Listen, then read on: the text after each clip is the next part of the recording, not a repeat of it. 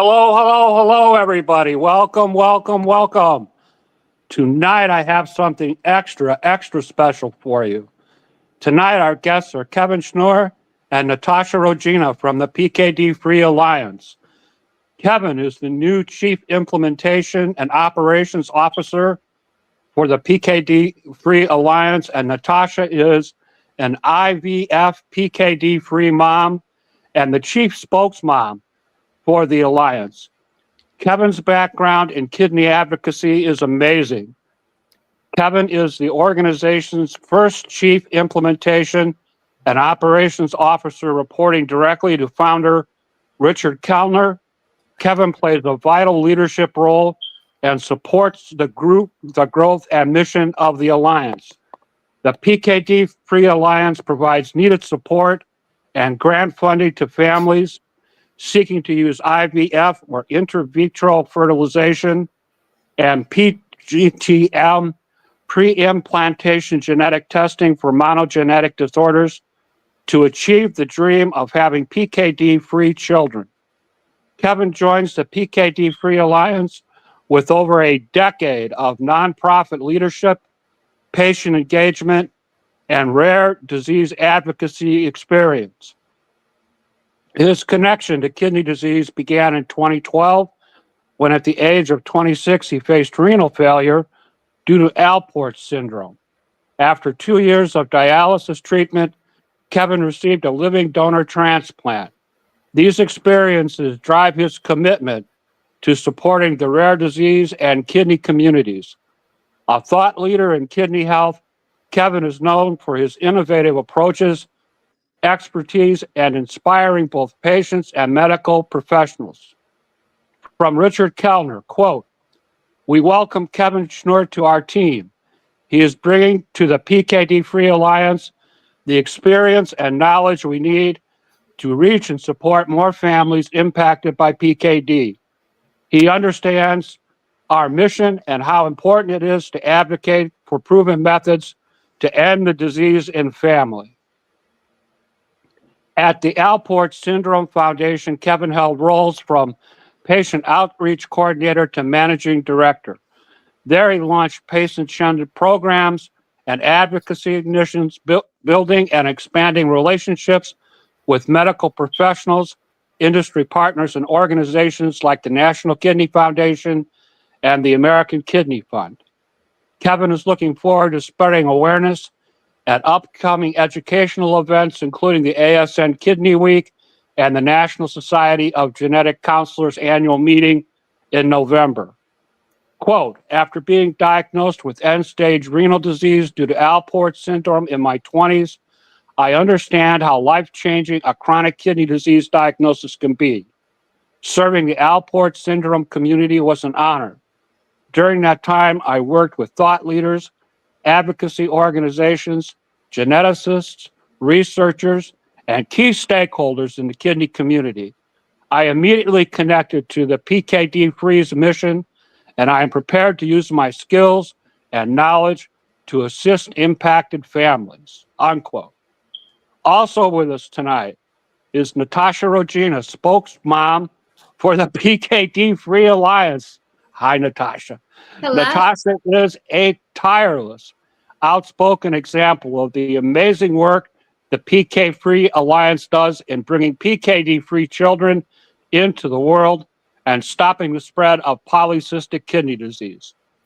From Richard Kellner again, quote, "Natasha is the ideal spokesman for our organization. She is an inspiring individual who has worked to end PKD in her family, and now she is helping us spread our message to a larger audience," unquote. Natasha's PKD story is indeed inspiring. Natasha, a PKD patient herself, and her husband Anthony are the proud parents of a PKD-free child, Juliana, and a vocal advocate for the PKD-FREE Alliance and its mission. Natasha knows the struggles that PKD-impacted families face because her mother, Patty, also has PKD, which eventually led to a transplant. Quote, PKD-Free gave me and my husband Anthony the support and resources we need to make our dream of having a child without PKD. We are truly blessed to have an amazing PKD-free child, Juliana. As a chief spokesmom, I will be sharing my personal experience with others, answering questions, and showing PKD-impacted families that there is something that can be done. PKD ends with me and my family, and with PKD-free, we can ensure a PKD-free future for all, unquote.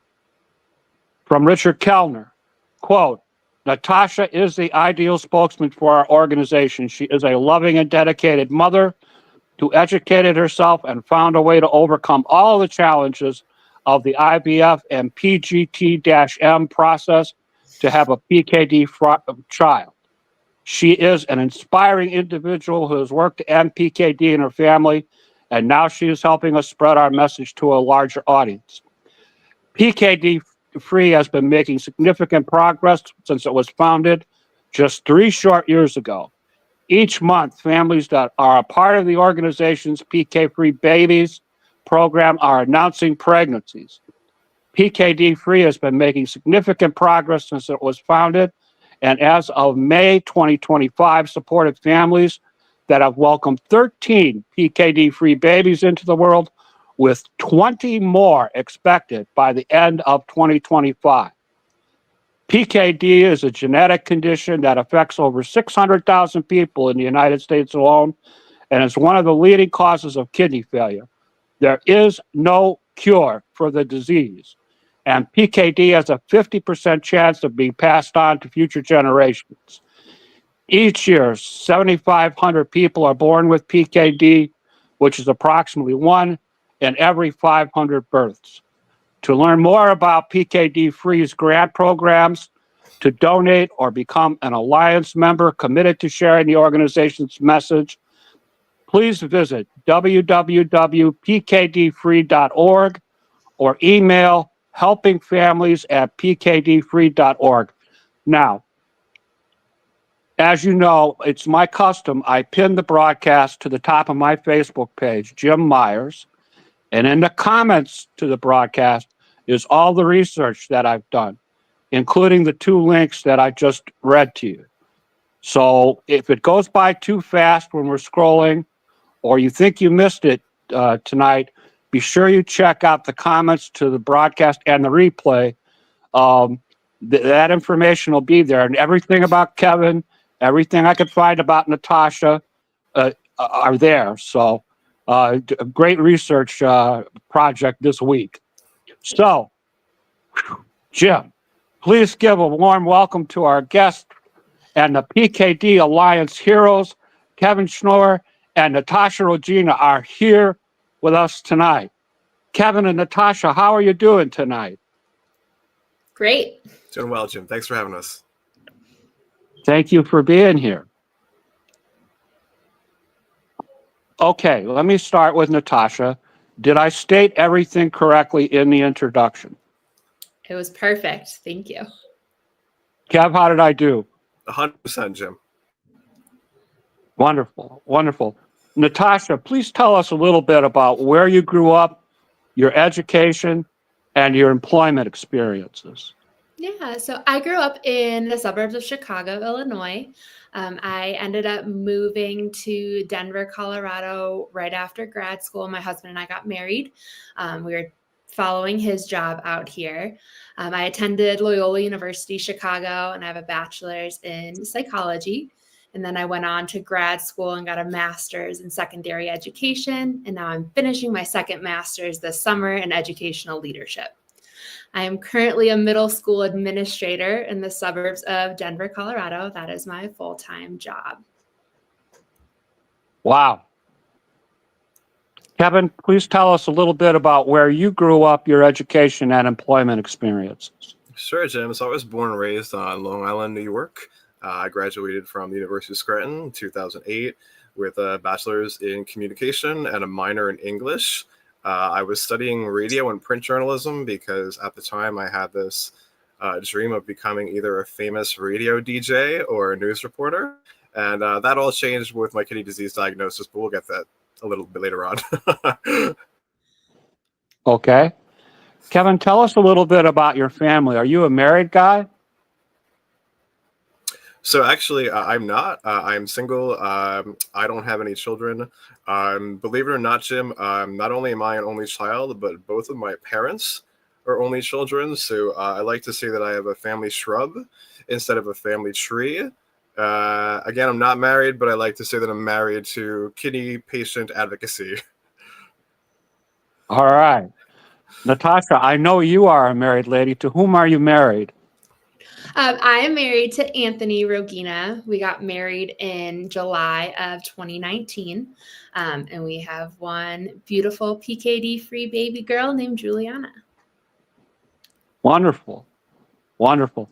Kevin, I understand that in May of 2025, this month, the PKD-Free Alliance announced that you were its first Chief Implementation Operations Officer. Can you please describe for us what you understand your duties and responsibilities to be? Yeah, sure, Jim. I mean, ultimately, my job is to oversee the day-to-day operations of the Alliance while also developing strategies to build and nurture partnerships with medical centers, nephrology care providers, the 36 or so PKD centers of excellence across our country, genetic counselors, fertility specialists. Basically, I want to ensure that the services offered by PKD-Free, which we'll get to, are known to all those who interact with PKD-affected patients and families, so that all those folks can make informed decisions about their health and the future health of their families. One of my biggest first responsibilities in this new role, is to recruit, manage, and inspire a strong volunteer network. And they're going to help us with our various awareness and outreach efforts. I'll also be working very closely with my fantastic colleague, Melina. She is PKD-Free Alliance's Community Outreach Manager, and I'll be working with her to learn more about how we can potentially evolve our grant program over time to best serve all those who would benefit from it. Okay. Yeah. And the website is scrolling across the screen now, www.pkdfree.org. Is that a correct That's website address? 100%. And, you mentioned this before, Jim, but the mission of the PKD-Free Alliance is we're dedicated to ending polycystic kidney disease by using proven approaches to prevent it from being passed down to future generations. So with that said, one of the most important things we do is providing qualified PKD-impacted families with resources, and discounts from top fertility centers across the country for pre-implantation genetic testing, PGTM, and in vitro fertilization, IVF treatments. And, combined, those procedures can cost $20,000, $30,000 more. So needless to say, patients and families are very appreciative of the assistance that we're able to offer. And, we work to educate and support PKD-impacted families and inform the medical community and the public about all the solutions and granting available to ultimately, hopefully, have PKD children. Wonderful. Wonderful. I wanted to compliment you guys on your website. Your Uncle Jim is your local social media freak. So things you can find on the website: what is PKD, how we fight PKD, PKD-free babies, about us, news, resources, and a heck of a whole lot more. So be sure you check the website out. And again, if the scrolling is too fast, go to my Facebook page, Jim Myers, Myers. It's pinned to the top of my page. Go to the comments section. You'll find the website there and all my research for this broadcast. Natasha, I understand that you have been named as the chief spokesmom in March of 2025 for the Alliance. What kind of things have you been doing for the Alliance as spokesmom? I am honored, honestly, to have that title still. I am really just working with the foundation, and I'm helping to spread this message. So I'm doing different media interviews, podcasts, anywhere I can get out there and share this message and share our mission is up to me. So I have been loving it. I've been on a couple podcasts now, TV interview, and it's just been great to get on here and share my own journey, and hopefully I'm inspiring others to go along this crazy IVF journey with me. So I started a page called PKD Ends With Me on Instagram, and that was really just to document my journey, and really hope that other people follow along and realize that you can do this to end the disease. So you could be the last person in your family line to have to suffer from it. And to me, that means everything. Wonderful. I've watched a number of your videos on YouTube as well. You do a great job. Thank you. I appreciate that. Natasha, when I had Richard Kellner on the broadcast back in September of 2023, the organization was called the PKD Outreach Foundation. And it's my understanding that in January of 2025, the PKD Disease Outreach Foundation, or the PKDO, transitioned to the PKD-FREE Alliance. Do I have that correct? Correct. Yes. So people don't get confused that Richard's still around. We just changed the name a little bit. Absolutely. Kevin, let's talk about your history with kidney disease. I read back in 2012 when you were working as a graphic designer, you noticed that you were feeling fatigued and nauseous, having a hard time keeping food down. One day you left work early to go to the hospital. Can you tell us what happened? Yeah, so I'll also preface the story, Jim, by saying, at the age of 26, as unfortunately most young adults are, I had just been bumped off my parents' health insurance plan. So there I was without insurance. I was not feeling well, Jim. I went to a walk-in clinic because typically you just pay cash and they let you in, right? So there I was, insuranceless. I had a ringing in my ears. I was nauseous, felt terrible. They quickly took my blood pressure, and the nurse thought that there was actually something wrong with the blood pressure cuff. So she did a second cuff on me, and then she brought in the doctor. They shined a flashlight in my eyes, and I guess my pupils were likely extremely dilated from the high blood pressure. And they told me that I needed to be in a hospital immediately.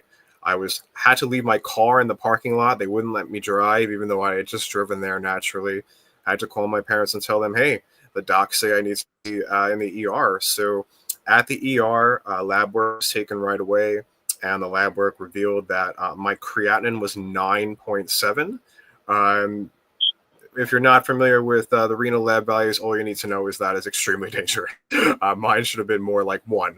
My GFR, which is basically glomerular filtration rate, is a fancy way of saying an estimated measurement of your overall kidney function. I was in single digits at 7% kidney function. So needless to say, this was a complete and utter shock to me. I had a groin catheter inserted to begin dialysis because it was a Friday night and there wasn't a full surgery team around. That was about as unpleasant as it sounds.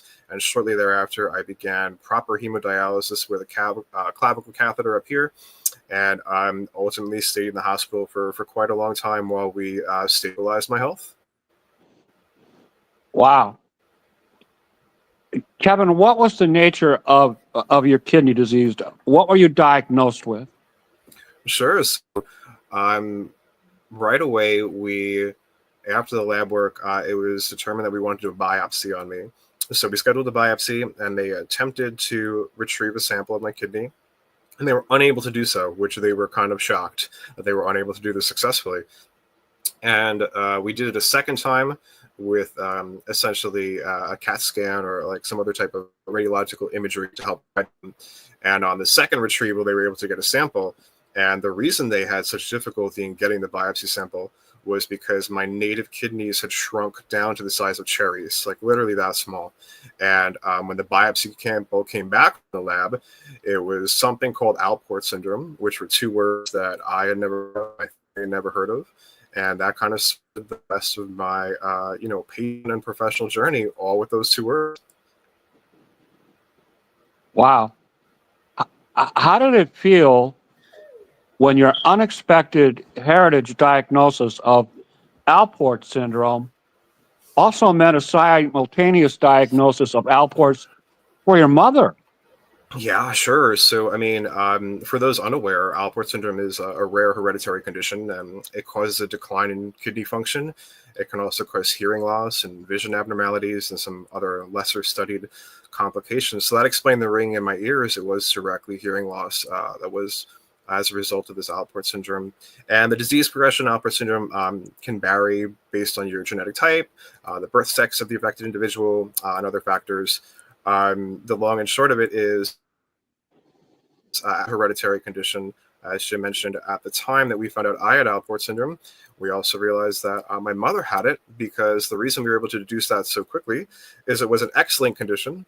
But not only that, my entire life and my mom's entire life, we both knew that there was microscopic blood in our urines called microhematuria. Our doctors told us it was something called benign familial hematuria, which is, as the name implies, not something to be concerned about. And unfortunately, that was just a misdiagnosis. Wow. Why is a proper diagnosis for a kidney patient extremely important?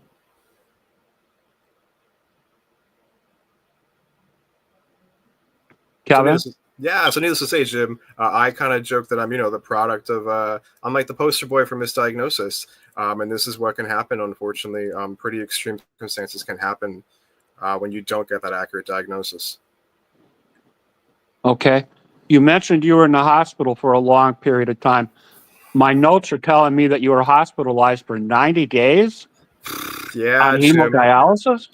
that's right. So because I didn't have the insurance, since my kidneys were failing and I began dialysis at the hospital, one floor above from where I was kind of in the ER initially, I really couldn't leave the hospital until a Medicare insurance was cleared. And the typical time, this was back in 2012, was about 90 days for clearance. So I sat in my hospital room, read lots of books, watched lots of Netflix.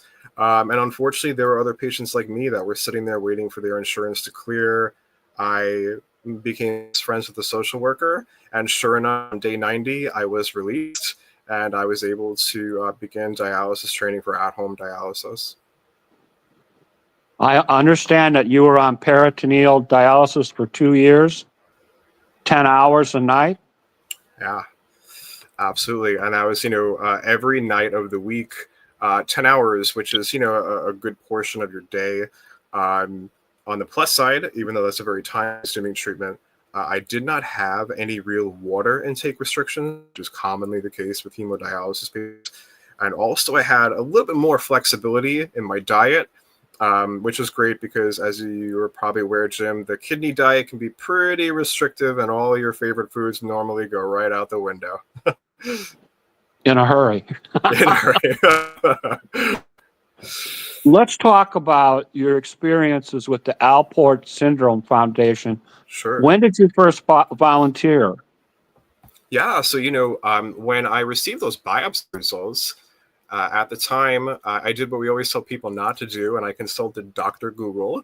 So my Google search yielded right away Alport Syndrome Foundation. And I reached out at the time by phone. And as it turns out, the woman on the end of the phone who picked up was the founder of the organization.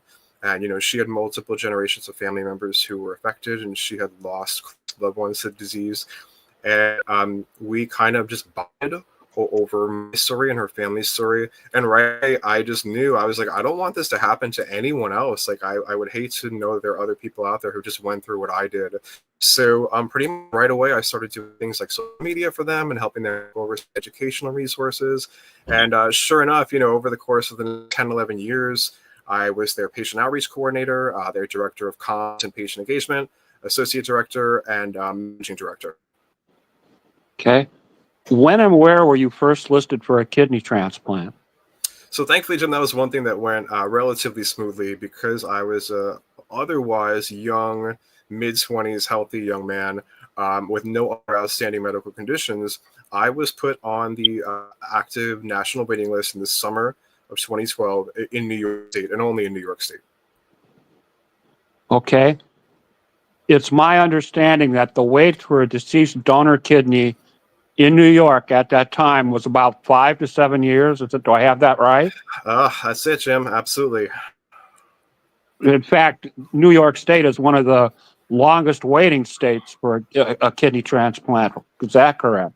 Absolutely. So, if I had a residence in some other state, I might have been eligible for multi-listings or things like that. But at the time, I certainly did not. New York was where I was born and raised, and that was my home.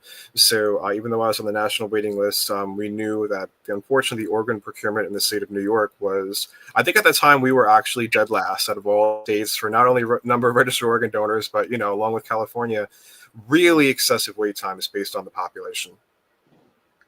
I understand that your friend, Matt Threadgill, offered to test for you to be a donor and ultimately acted as a living donor.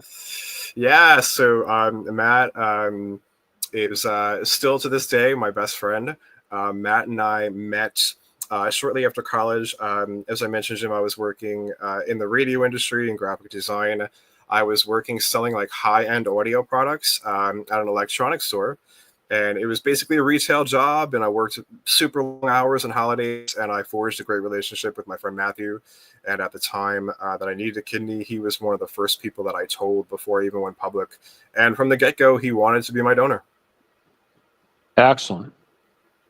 Talk to us about the day that you were transplanted, March 6th, 2014. From your point of view, what happened?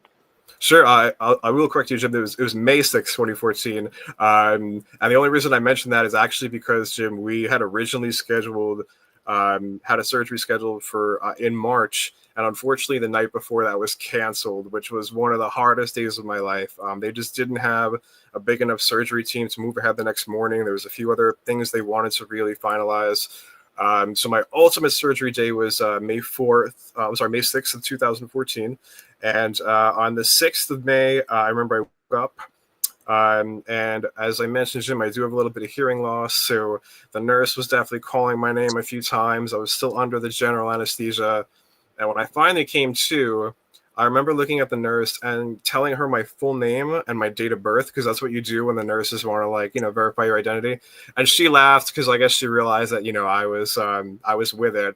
And my first question, not even about me, I was like, how is Matt? How is Matt doing? And even though she probably wasn't supposed to tell me for HIPAA reasons, she did tell me Matt is doing okay. He's in recovery. And then she told me, your kidney is producing lots of urine. You're good. Go back to sleep. You're okay. Kevin, tell us a little bit about what your life has been like since the time of your kidney transplant. Have you had any health issues or complications? I will say, Jim, for the most part, it's been smooth sailing. There's not a single day that goes by that I do not, really feel overwhelming sense of gratitude for Matt's gift. To be able to go to sleep every night and not to plug into a dialysis machine, to not be taking medications with every meal. I mean, I could talk for hours about how much it's kind of untethered me in a lot of ways. I'm able to live a free life, unplugged from the machine. I was able to focus on a new career, obviously being kidney patient advocacy. I could focus on my social life. One of the side effects, unfortunately, of modern kidney transplant medication is obviously the immunosuppression, which is helpful and important to keep the kidney from rejecting. At the same time, it does make you more susceptible to certain cancers. I do have a history of cancer in the family, so I've been very vigilant about skin cancer. I have had a few things removed. I had one basal cell that we had to have removed through Mohs surgery. So that is something I have to be hyper vigilant about. We joked before we went on air, I'm obviously Irish, very pale, red beard. I need to wear the sunscreen and be careful in the sun. But overall, Jim, my life has been tremendously improved because of Matt's gift. Okay. Natasha, we finally get to talk. Enough of me, Jim. Let's hear it from Natasha. Yeah. Natasha, let's talk about your kidney story. I understand your mother, Patty, had PKD, or has it? Yes, she does. She had a transplant at, I want to say 51 years old, 50 years old, 50.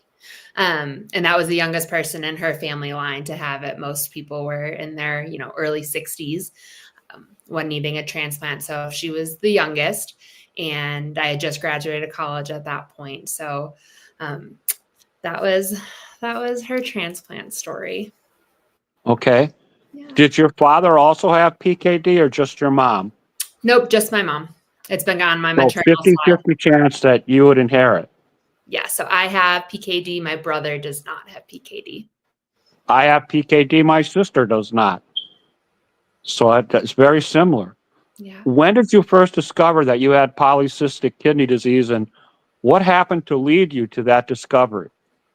Yeah, so I was dating my now husband when we were just out graduating college, and we were pretty serious. And I wanted to know if I had this disease because I knew it would be a 50-50 chance to pass it on to our children. And I felt like it was fair to tell him that before we got engaged and, move forward with our life. So at 21, I went and had an ultrasound done. It was very evident that I had cysts all over my kidneys and liver. And with my family history, it was a automatic PKD diagnosis there. What was your reaction to that diagnosis? I remember I got the phone call and I was sitting in the parking lot at work and I just busted into tears because I had seen what my family had gone through. I had seen what my grandma went through when I was really little. I remember what my mom's kidney health at that point in my life was just rapidly declining. She wasn't quite at a transplant yet, but we were almost right there. So it was just scary to accept that reality of like, I feel 100% okay right now. My kidney functions great, but just looking ahead into the future and knowing that's what my future is. And then having that guilt of, okay, I now knowingly have to pass this down. And this was before I learned about IVF and PGTM. So it was a scary time. And I just remember having to call my, boyfriend at the time, who is now my husband, and be like, I got it. What are we going to do? And he's like, don't worry about it. Like, it doesn't change anything, and we went on with our relationship and eventually got married. And now we're here. I like Anthony already. Yeah. After you were married to Anthony, did you have concerns about passing the PKD1 or PKD2 gene along to your child? Absolutely. So we were married. We were loving life for a few years, traveling, doing all the fun newlywed things. And then when it was time to start family planning, I actually met with a nephrologist at the University of Colorado, and he specialized in PKD. And he was telling me like, hey, when you're ready, I have a patient undergoing IVF, and explain the whole process of how they can, create embryos and then test for that specific gene. And then you can implant PKD-free embryos in hopes of a PKD-free baby. So at that point, once I learned about it, I was probably 25. And I'm like, all right, we're absolutely doing this. There's no other way, no exception. We'll figure out how to pay for it. And that is the route we went. Kevin mentioned some of the costs that go with IVF and PGT-M. Can you talk to us? How did you navigate those costs? I think we're talking about what, 20 grand or so? So I think our total was about 30 or 31 grand for our first full cycle. So that included the genetic testing, the creation of that probe, which was the PGTM portion, our egg retrieval, all the medication, and then our first transfer, which unfortunately did not stick. So that whole first round was about $30,000. It was extremely expensive. We opened up a new credit card that had 0% APR financing for 2 years, and we made payments on it. And that is how we navigated that for a couple of years. Okay. And was there a second attempt? Yeah, so our second transfer was in April of 2023, and that transfer was successful, and that brought us Juliana on December 8th of 2023. What led you to the PKD-FREE Alliance? Approximately when did you get initially involved with them? So I created a Instagram account, PKD Ends With Me, in March of 2022. And that was the start of my IVF journey. So found out I had to go through all this genetic testing to pinpoint where that gene was so that we could create this probe. My parents had to submit blood samples. That whole process took a couple of months. So I was documenting my journey that summer. And then my mom actually sent me a message on Instagram with Richard Kellner's post about 100 PKD-free babies. And I ignored her because I was like, that's not a thing. And I moved on. And then Richard personally messaged me about a week later. And I was like, maybe I should actually look into this. And then we hopped on a call. And that is how I got involved, pretty much right at the time that they announced that PKD-free initiative at the end of summer 2022. Okay. Let's talk about how the Alliance helps with costs. My notes are telling me that the Alliance will pay up to $9,000 to cover the costs of IVF and the PGTM, with an additional 20% discount on non-insured if pocket expenses are provided by U.S. Fertility and Kindbody. Do I have that correct, Natasha? Yep, absolutely. And that funding has increased since we have started, which is incredible because we are now able to help more families and they can have more funding. I mean, looking back at it, that would have been almost half of my first round of IVF. And those are huge fertility clinics that we are partnering with around the country. So there's so much opportunity for this to continue and that people can benefit from these grants that the PKD-Free Alliance are offering. And they've also helped me tremendously. Through my first round, they paid for the PGTM probe. So we were able to go back and pay down a little bit of that debt. And then now they're helping me through this second transfer, which is an incredible gift because it's expensive. And most people don't yield the results that Anthony and I yielded our first round. We left our first round with 6 PKD-free embryos. That is a huge number in the IVF world. So we were extremely fortunate to not hopefully ever have to go through egg retrieval again. And we have 4 more PKD-free babies on ice. One of them coming soon, hopefully. When did you first learn you were pregnant? Yeah, so 10 days after the IVF transfer. So we transferred in April 11th of 2023. So I found out 10 days later. Actually, it was the evening of the 9th. We took an at-home pregnancy test because I didn't want to wait for a phone call from the lab. Please describe the course of your pregnancy. Did you have an easy pregnancy? Was it difficult? How would you characterize it? So I will start with, it had nothing to do with my kidney disease, but I had a very difficult pregnancy. The first 18 weeks, I was extremely nauseous and sick and throwing up almost every day. So I had severe morning sickness. And then at the 20-week anatomy scan, they discovered a shortened cervix. So they call that cervical insufficiency. And I had to have an emergent cerclage surgery where they stitch your cervix shut because I had barely anything left of my cervix at that point and was days away from giving birth potentially at 22 weeks. So they did the surgery. It was successful. Then I went on bed rest for the remainder of that pregnancy. Wow.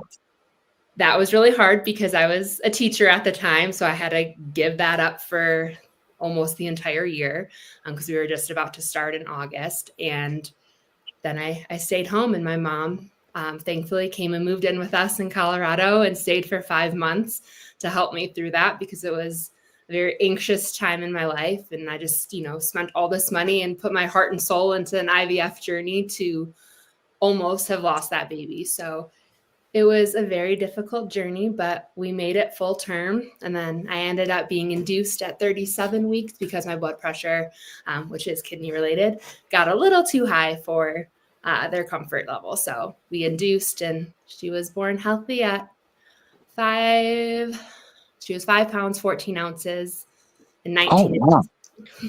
So she was a little nugget. How old is Juliana now? She is about to be 18 months. All right. And how has your health been since the time of her birth? It's been good. I mean, my blood pressure did unfortunately start to creep up in the last few months, but I was on a lot of different birth control and hormones. Going through IVF puts your body through a lot. So they kind of assumed it was the estrogen causing my blood pressure to get as high as it was. So I'm now on blood pressure medication, and I probably will be through this pregnancy as well. Okay. Can you describe for us how you, your husband, and your mom felt after the birth of a happy and healthy Juliana? Whew, I don't know if words can describe it, but I will never forget my mom's face walking into that delivery room when she saw big pink bow on Juliana's head, and just, you know, the gratitude she has towards this foundation, and she doesn't have to see her grandchild go through it. And I know she had mentioned as I grew up, like her mom always saying she felt guilty that 2 of her 3 daughters had it. And then my mom, they're like, oh, don't worry about it. By the time you have kids, there's going to be a cure or an artificial kidney or whatever the case may be with technological advancements. However, we're not there yet. There is no cure. And right now, this is the only way to end this disease. And I want people to know that. Okay. And just so we're very clear, Juliana does not have polycystic kidney disease. Nope, she was one of our 6 embryos that were tested, and then she was implanted, and there is no PKD there. Do I have your permission to show a picture of the baby? Absolutely. Let me see if I can dig that up here. That's you, your husband, and young Juliana. Yes. And that's you and your mom and the baby? Correct. Yes. Okay, one last one. That's you and the baby. That was my first Mother's Day. Wonderful. Okay. All right. And you mentioned that you're in the process again to add another little addition to your family. Is that true? Yeah, so this coming Tuesday, May 27th, we are transferring our next healthiest PKD-free embryo. We are not choosing sex, although when we started, we knew we had 3 boys, 3 girls. So we don't know what our odds are now, but we're just going for the next strongest, and fingers crossed they want to stick around with us. Well, I wish you and your family the best of luck, and please keep your Uncle Jim posted, okay? Yes, I will. Thank you so much. All right. Got to go back to Kevin. Kevin, let's talk about your kidney advocacy work. Tell us Sure. about your experiences with the National Kidney Foundation.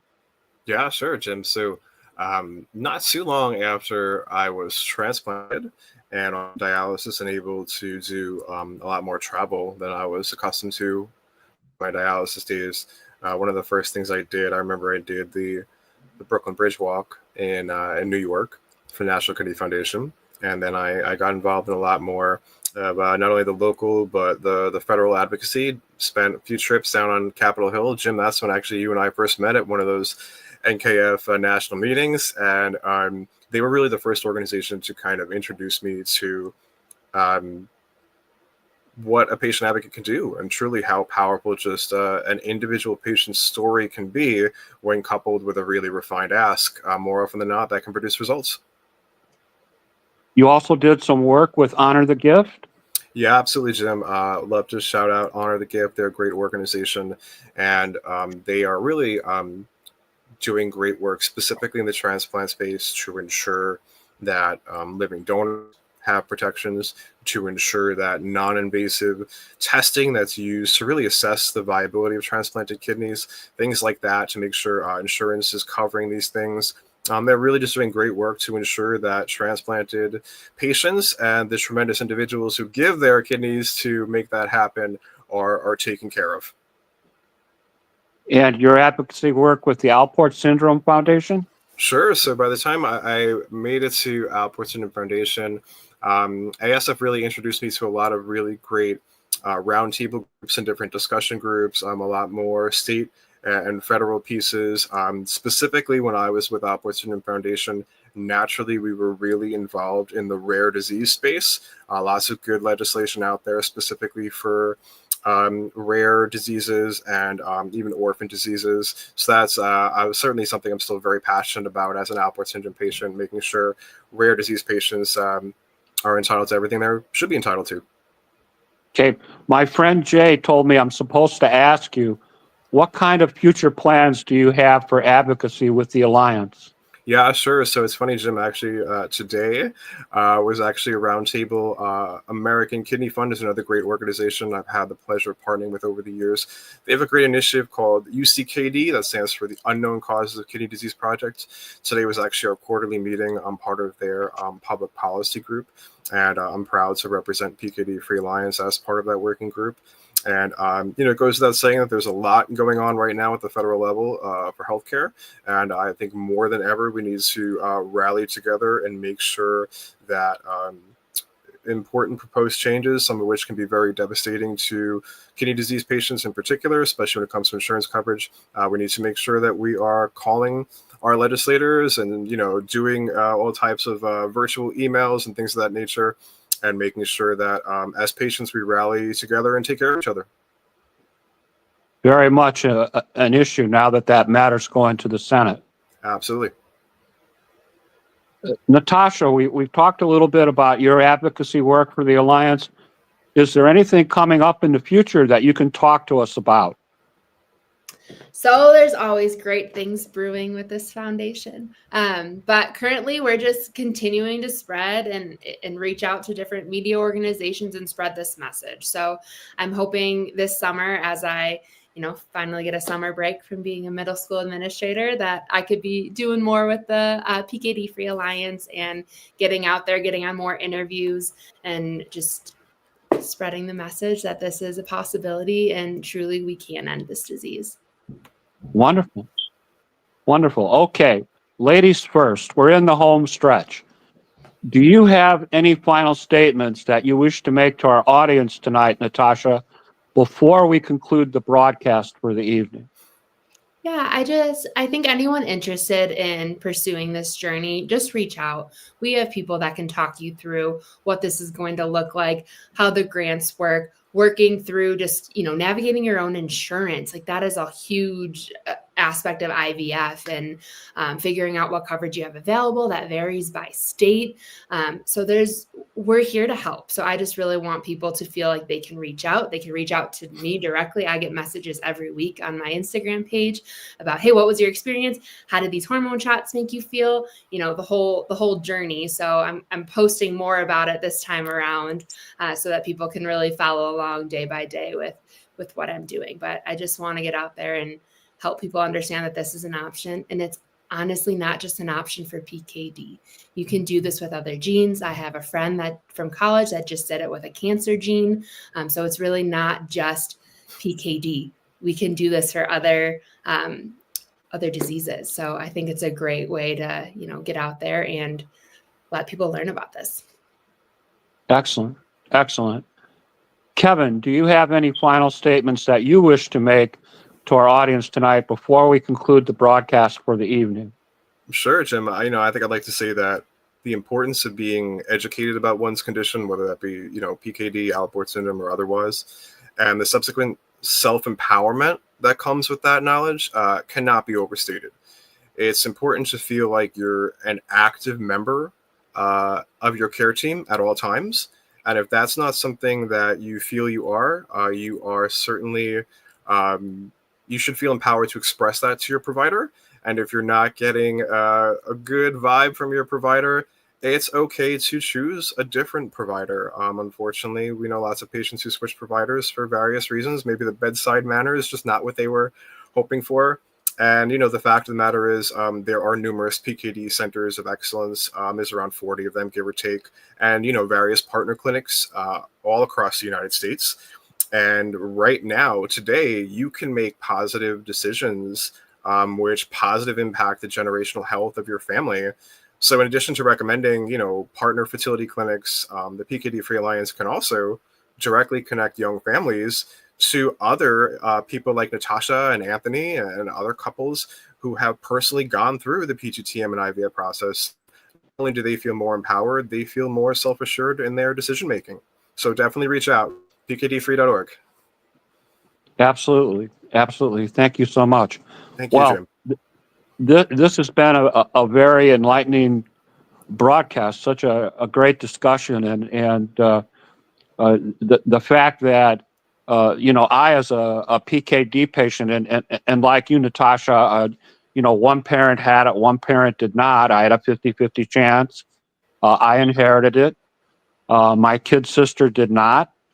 I've been a PKD patient for over 45 years now. So this is important. I will tell you that the PKD stops with me because my son does not have it, but I didn't have the benefit of the PKD Alliance and the things that you guys do at the time that my son was born. So just a matter of luck.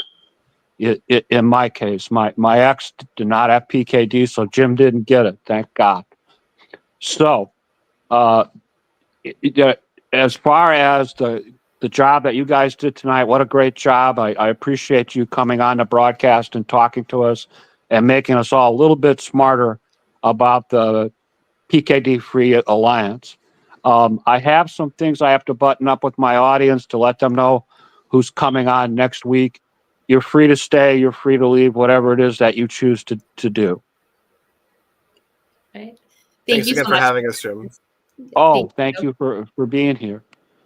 All right, ladies and gentlemen, that concludes our broadcast for the evening. Thank you so much for watching. Our next guest is on 30th of May. Her name is Sharon Magruder. She is the executive director of the Rare Kidney Foundation. So that will be an interesting broadcast, and I'm already hearing from Sharon and her people. They're pretty fired up about the whole thing, so that's pretty cool. And I want to thank everybody for checking in tonight. If you're a PKD patient or your partner's a PKD patient and you're thinking about having children, be sure you check in with the PKD-FREE Alliance because they will be able to help you, and maybe you will not pass the PKD gene along. So that would be great. At any rate, I thank you for watching, and I will see you next week. So you have a good week, and we will talk soon.